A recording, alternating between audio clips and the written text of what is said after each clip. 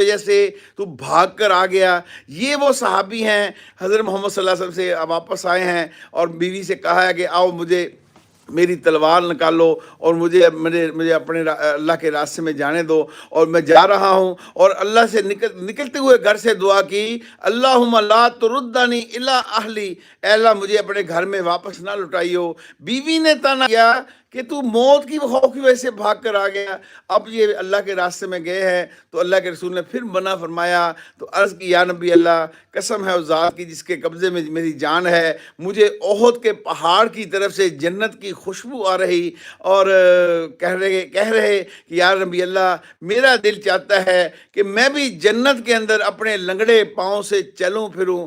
یعنی کہ وہاں تو لنگڑا پن تو نہیں ہوگا، لیکن وہ صحابی یعنی وہ عرض کرنے لگے، تو آپ صلی اللہ علیہ وسلم نے ان کو اجازت عطا فرما دی۔ پھر وہ شہید ہوئے۔ جب اونٹ پر لاد کر ان کو واپس مدینے لانے کی کوشش کی گئی، ہر دفعہ وہ ان کو اونٹ کا منہ مدینے کی طرف کیا جاتا، وہ بیٹھ جاتا، پھر اس کو اٹھایا جاتا، پھر اس کا مدینے کی طرف منہ کیا جاتا، پھر وہ بیٹھ جاتا۔